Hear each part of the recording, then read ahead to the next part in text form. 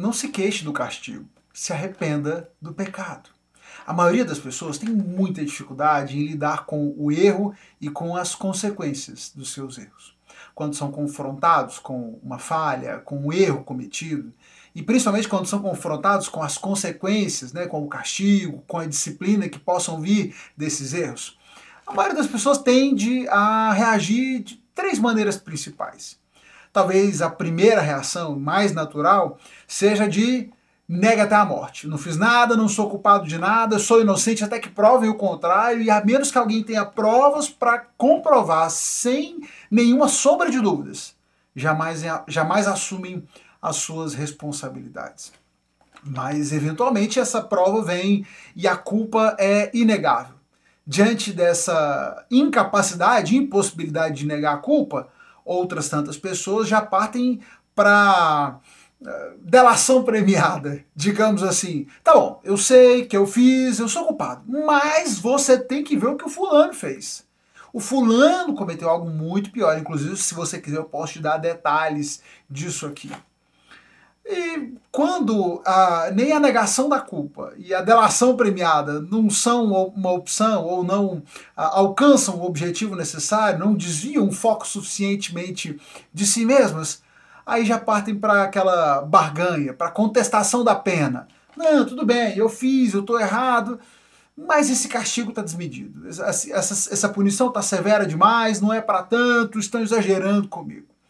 E eu falo isso porque, como pai de 3, a gente vê isso em casa o tempo todo. O menino apronta alguma coisa, fulano, você fez isso? Não, eu não fiz. Fez, olha aqui, a prova está aqui. Não, mas você não sabe o que o outro fez.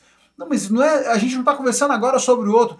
Não, mas então não é justo que faça isso comigo, esse castigo. As pessoas estão sempre, e o impulso mais natural das pessoas é esse, de contestação. A prontidão está sempre na reclamação, na contestação, na queixa sobre o castigo, sobre a consequência dos erros, do que no reconhecimento do erro e no arrependimento do erro cometido. E isso acontece com todas as faixas etárias, com gente de todo canto, de todo canto do mundo, de toda faixa etária. E, inclusive, nós vemos muito disso, muito desse comportamento, ao longo das Escrituras, retratado, inclusive, no comportamento do povo de Deus. E, nessa nossa leitura de hoje, eu queria chamar a sua atenção para alguns aspectos do texto que vão nos fazer refletir, que vão apontar um pouco para essa disciplina do Senhor, para como o Senhor exerce a sua disciplina, a sua correção, e alguns aspectos que eu entendo que são importantes nós entendermos sobre a disciplina de Deus, que vão nos ajudar a lidar de forma mais adequada no reconhecimento dos nossos erros, das nossas falhas, da nossa culpa. Hoje nós lemos o capítulo 30 e o capítulo 31. Esse próximo bloco que nós vamos ler, que na verdade vai do capítulo 30, 31, 32 e 33, nós temos um pequeno bloco de esperança. Um anúncio diante da destruição, diante do sofrimento, de toda a dor causada pelo exílio, pelo castigo de Deus. Nós temos uma pequena bolha de esperança, um anúncio da parte do Senhor, de que esses dias teriam um fim. E de que não tardaria e logo chegaria o dia da reconstrução, o dia da restauração.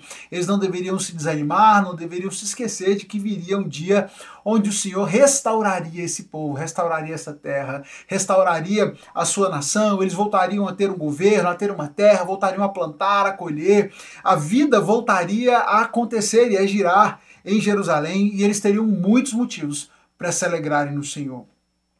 Mas dentro desse contexto, desse anúncio de restauração, nós vamos ver alguns pontos tratando sobre a disciplina, sobre tudo o que aconteceu e por que tudo isso acontece. Deixa eu destacar para você. Por exemplo, capítulo 30, no verso de número 11, o finalzinho do versículo 11, o texto diz assim: eu disciplinarei, mas com justiça. Não posso permitir que fique impune. Muitas pessoas se esquecem de que uma das consequências naturais e inalienáveis de Deus é a sua justiça. E sendo o Senhor justo, ele não pode deixar que o pecado fique impune, que as falhas passem impunes. O Senhor castiga a sua nação, a nação de Israel, o povo que ele criou para si, e ele não podia deixar esse povo impune diante de tantos erros, diante de tanto pecado, diante do abandono que eles tiveram pelo Senhor.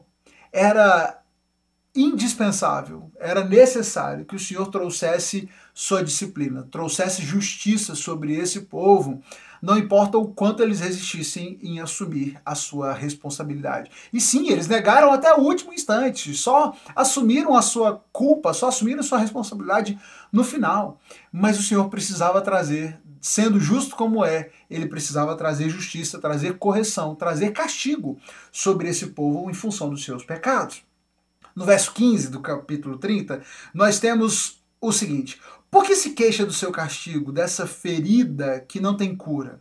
Tive que castigá-la, pois seus pecados são muitos e sua culpa é grande. Aqui nós temos uma questão levantada pelo Senhor para esse povo. Vocês estão questionando o castigo? Por que vocês estão reclamando tanto do castigo que vocês receberam, da pena que vocês receberam? Eu tinha que castigar porque os pecados de vocês eram muitos. E nós percebemos justamente essa escolha do povo de, ao invés de reconhecer a sua culpa, de questionar o castigo, a pena que eles receberam. No verso 24, ainda do capítulo 30, o texto vai dizer: a ira ardente do Senhor não passará, até que ele cumpra tudo o que planejou. Em dias futuros, vocês entenderão tudo isso. E aqui tem um outro aspecto muito interessante sobre essa questão da disciplina do Senhor. Muitas vezes, em muitos momentos, talvez na maioria deles, nós não seremos capazes de entender os porquês. Por que Deus agiu dessa forma, por que ele permitiu que isso acontecesse, por que as coisas aconteceram assim.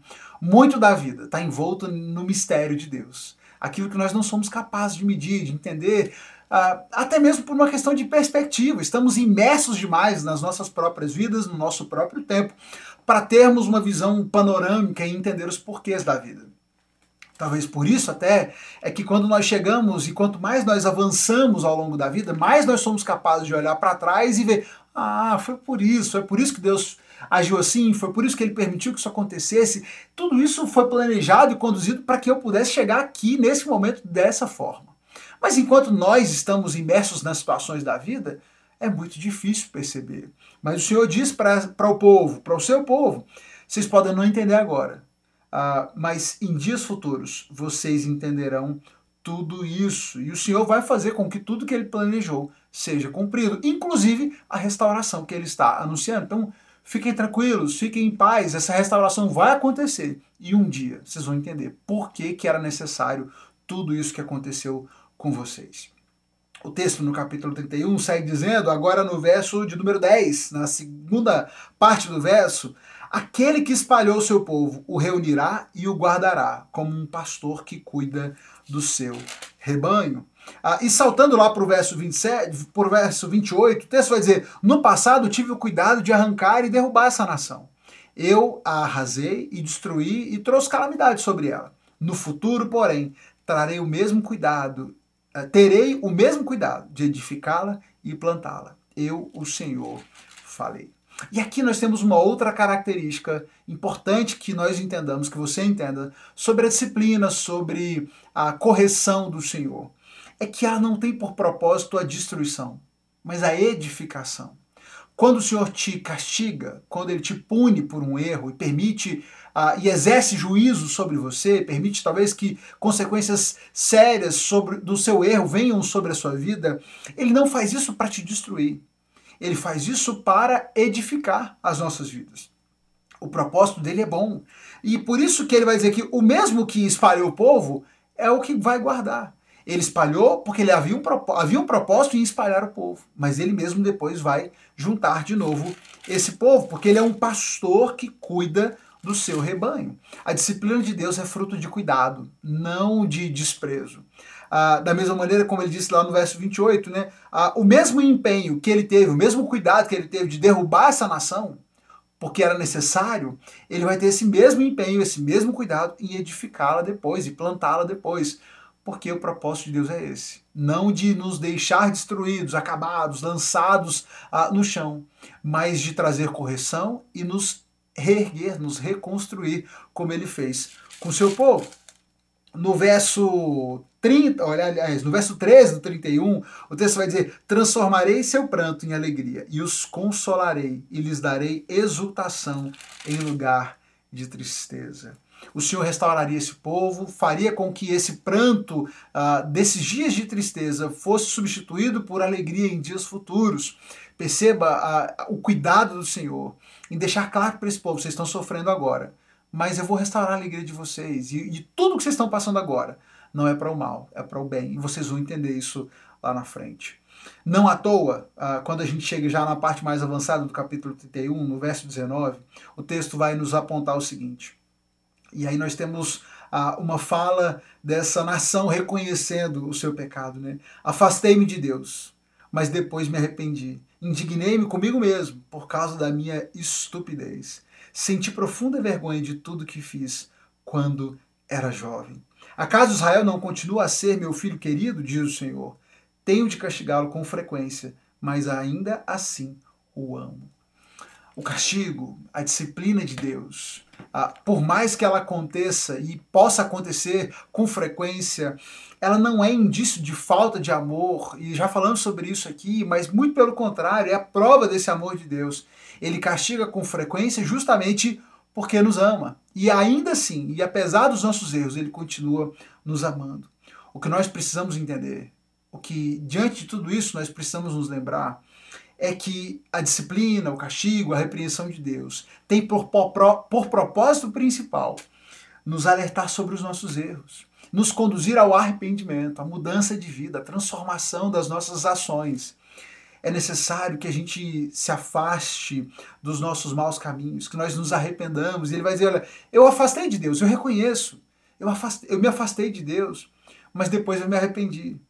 Eu fiquei indignado comigo mesmo por causa da minha estupidez. Ao invés de estar lamentando e se queixando por causa do castigo, como retratado no capítulo 30, agora no capítulo 31, o texto vai dizer: a minha indignação foi voltada para mim mesmo, porque eu olhei para o meu pecado, eu vi tudo que eu fiz, e eu me indignei contra mim mesmo, contra a minha própria estupidez, e eu senti profunda vergonha de tudo que fiz quando eu era jovem.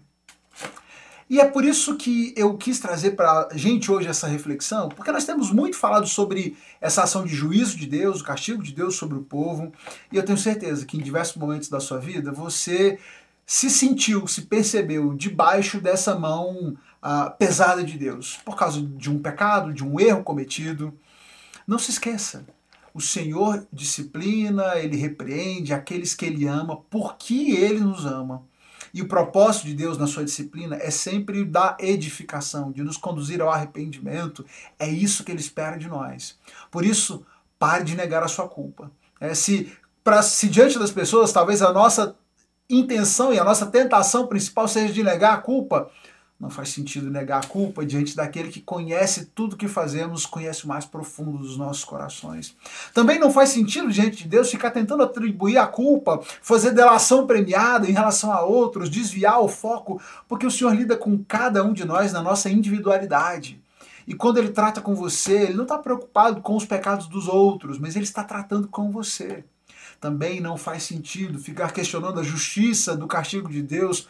Não há ninguém mais justo do que Ele. E com toda certeza, se Ele trouxe algo sobre você, alguma consequência sobre a sua vida e permitiu que essa consequência viesse, certamente Ele foi justo naquilo que Ele fez. Portanto, diante de todas essas características de Deus que nós conhecemos, de tudo isso que a Bíblia nos apresenta sobre a disciplina de Deus, o que nos cabe?